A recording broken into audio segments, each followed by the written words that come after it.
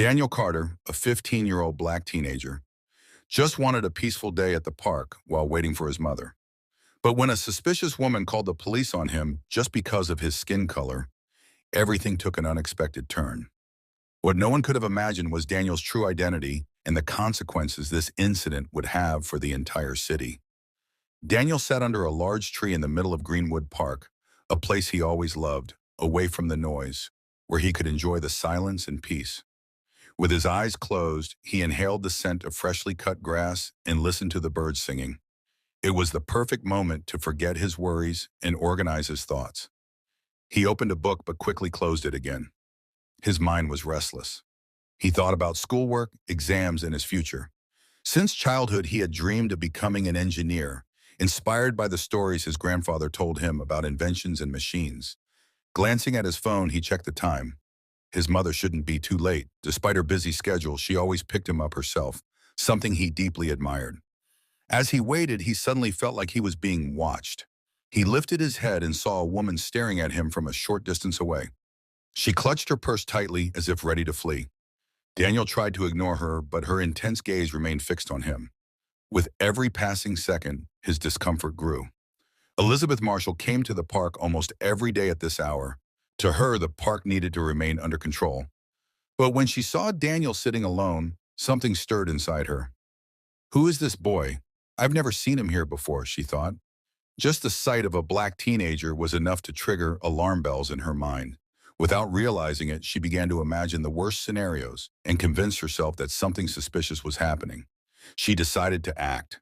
Striding toward Daniel with a stern expression, she clutched her purse even tighter. Daniel noticed the woman approaching him directly, and his heart sank. This wasn't the first time he had experienced something like this.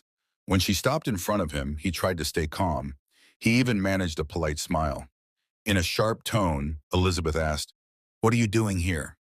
Daniel was surprised by her sudden confrontation but responded calmly, "I'm waiting for my mom. She should be here soon." The woman scrutinized him from head to toe, her gaze full of doubt. "Waiting for your mom? Alone? That seems suspicious. This park isn't the right place for you." Daniel paused but understood exactly what she meant. Taking a deep breath, he controlled his frustration. These encounters weren't new to him, and each time, they became harder to bear. With a steady but respectful voice, he said, "Yes, ma'am, my mother is the mayor of this city. She'll be here in a few minutes." The woman let out a short, mocking laugh. "The mayor? Sure." Then with a more threatening tone, she added, "Listen, you better leave right now or I'll call the police." Daniel's heart pounded. He knew all too well what such threats meant for people like him. Still, he made one last attempt to de-escalate the situation. "Ma'am, I haven't done anything wrong. As I said, I'm just waiting for my mother." But Elizabeth wasn't listening. She pulled out her phone and started dialing. Daniel glanced around, but suddenly the park felt empty. Everything had stopped. No sounds, no movement, just the wind rustling through the trees. He remained seated on the bench, trying to steady his breathing. Then, in the distance, the wail of police sirens broke the silence. The sound grew louder, filling the air. His heartbeat quickened until it felt like the whole city could hear it. Blue and red lights flashed nearby, casting eerie reflections on the trees. His mother's words echoed in his mind. "Keep your hands visible. Speak calmly. Don't argue." His throat went dry. His fingers felt numb.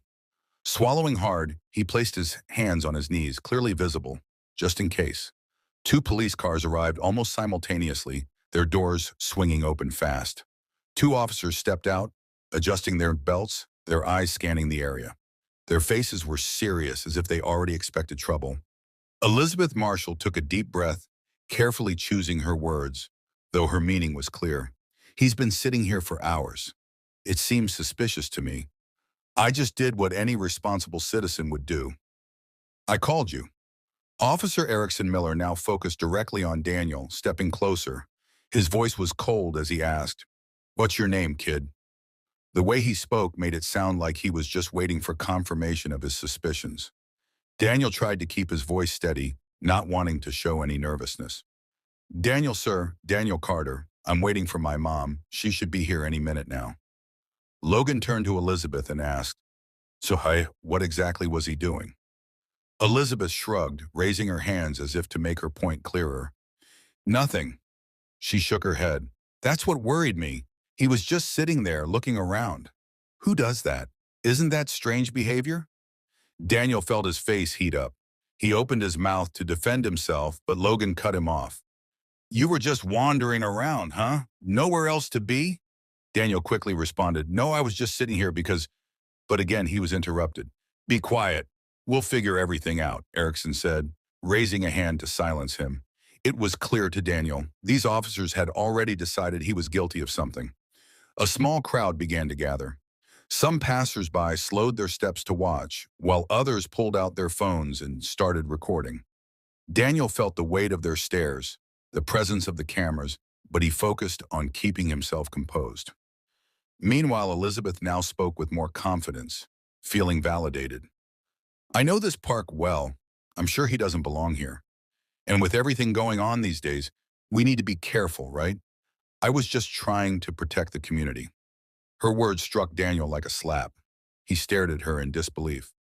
I was just waiting for my mom. I didn't do anything wrong. I didn't break any laws. Daniel protested, but Logan frowned and said, If you did nothing wrong, then why did someone call the police? We have to check this out. Suddenly, the sound of another car approaching caught everyone's attention. A sleek black vehicle pulled up next to the crowd. The door opened, and Daniel immediately recognized the person stepping out.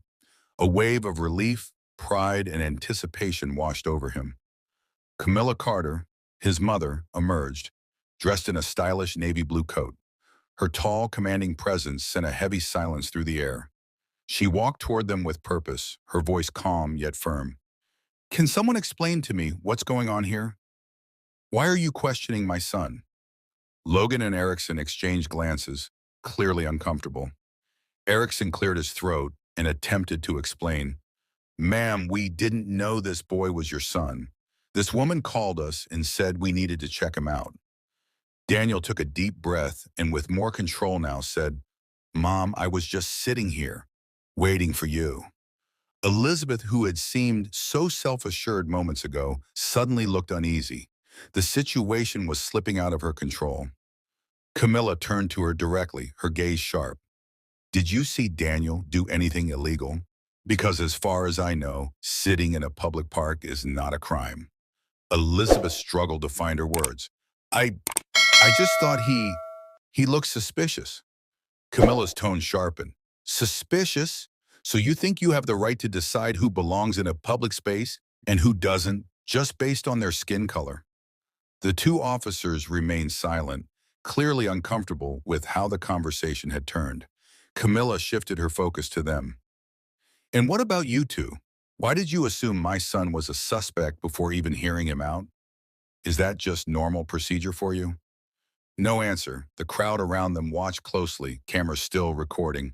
Camilla took a deep breath and spoke with undeniable authority. Do you realize what happened today? This is yet another example of what my son, and so many other black teenagers, go through every day. A baseless suspicion, built on nothing but racial bias, was enough to turn an ordinary moment into an incident that could have ended it tragically. She paused, placing a reassuring hand on Daniel's shoulder. How many times have we seen this happen? How many times have we ignored it? Today it was my son, but it could have been any of yours. Daniel felt a surge of emotions. He knew he had to speak. His voice started off shaky but grew stronger. I did nothing wrong. I was just sitting here waiting for my mom. But to some people, my presence alone is a threat. Then he turned his eyes directly toward Elizabeth, who now avoided his gaze, her head slightly lowered. Do you even know what that feels like? To be treated like a criminal? Not because of what you've done, but because of who you are? He took a deep breath, his chest rising and falling rapidly. For a moment, I thought I'd never see my mom again. I thought this situation would spiral out of control, just like we've seen happen too many times on the news. And the worst part? Even though I had done nothing wrong, I couldn't even defend myself, because for some people, my skin color is reason enough to see me as guilty. His words echoed through the crowd. Some people nodded in agreement. Others stood in silence, as if they had just realized an uncomfortable truth. Daniel nodded silently as some people around him whispered softly to each other. Elizabeth, now clearly feeling uncomfortable, hesitated before raising her hand and saying, "I didn't want this to happen. That wasn't my intention. I just thought, given the times we're living in, we need to be cautious." Camilla Carter interrupted her. Cautious about what exactly? A teenager sitting on a bench reading a book? Someone who was just waiting for his mother?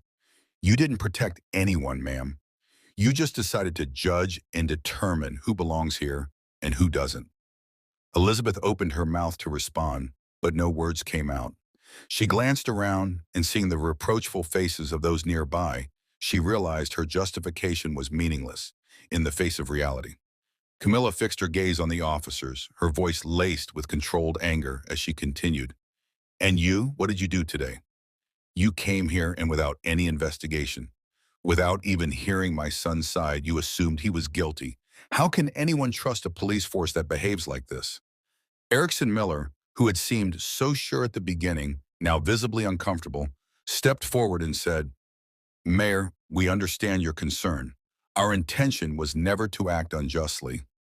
Camilla cut him off. "A review of the situation? That's not enough. This incident needs to be the beginning of real change. As the mayor of this city, I'm announcing a program to train all police officers and government staff in addressing biases. We will no longer allow events like this to go unchecked." The crowd reacted in different ways. Some clapped enthusiastically, while others exchanged doubtful looks. But Camilla's voice dominated the murmurs. "Change begins with small steps, and today we took the first one." Daniel looked at his mother. A wave of emotions, pride, relief, and perhaps a bit of fear flooded him. He didn't know if this feeling was satisfaction or just a temporary calm, but he knew that at that moment, he wasn't alone. Over time, this incident became one of the hottest topics of the day. It spread across social media. Articles first appeared in local newspapers, then videos recorded by eyewitnesses went viral online.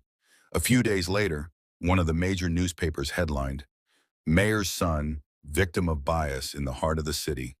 For Daniel, it was strange to see his name and image at the center of public debate. He never wanted to be a symbol for such issues, but now he had no choice but to face it. At school, things had changed. Some of his classmates approached him with concern. "Are you okay? Did this really happen to you?" That was so unfair. Others, however, kept their distance, as though the incident had revealed something they didn't know how to deal with. A week later, the school decided to hold a debate on discrimination and biases and invited Daniel to participate. At first, he hesitated. Being in the spotlight like that was hard for him, but Camilla encouraged him. "Your voice matters, Daniel. You've experienced this firsthand, and now you can help others understand something they'd rather ignore." On the day of the debate, the hall was filled with students. Daniel took a deep breath and began. "That day, I was just sitting in the park waiting for my mom. Something anyone could do. But for some, my mere presence was enough to see me as a threat." He paused for a moment and glanced at the audience. "I know that many of you have never experienced this. You've never worried about being judged just because of your appearance or skin color. But I know some of you understand this feeling all too well. The fear, the injustice, the inability to defend yourself." The room fell silent. Even the loudest students were captivated by his words. "In that moment, I thought I might never see my mom again. Even though I hadn't done anything wrong, I felt like the verdict of my guilt had already been passed. That's discrimination. To see an ordinary person as a problem, even if they haven't done anything wrong." When he finished speaking, many hands shot up. One of his classmates, who was known for being carefree, spoke up first. "Honestly, I never thought about it like that. I couldn't imagine what it feels like to live under that pressure." "I'm sorry, Daniel." Another girl, Marion, shared her own experiences. "I'm of Latin descent, and something similar happened to me. Not to this extent, but that feeling of being ignored, like your voice doesn't matter." One story after another was shared. Daniel realized that this discussion was no longer just about him. It was about many others who had silently endured such experiences. Meanwhile, Camilla continued to face her own challenges. Convincing the city council members to approve the promised changes was no easy task. Some skeptics said, "The timing isn't right." These changes need more review. But Camilla didn't back down. At one of the tense council meetings, she said, "Mbambena, if we don't start now, then when?" Gradually, changes began. Police officers were invited to town hall meetings to listen to the concerns of the citizens. In schools, educational programs were implemented to promote empathy and equality. In Willow Ridge Park, a colorful mural was painted showing people from diverse backgrounds, with the phrase, "This place is for everyone." The day the mural was completed, Daniel and Camilla went to the park to see it. The sun was setting and the sky had turned shades of orange. Daniel stood still and stared at the mural. "I don't know if this change will really make a difference." Camilla smiled gently and said, "Nothing changes overnight, Daniel. But what this event has done is open the eyes of many. What matters is that we keep moving forward."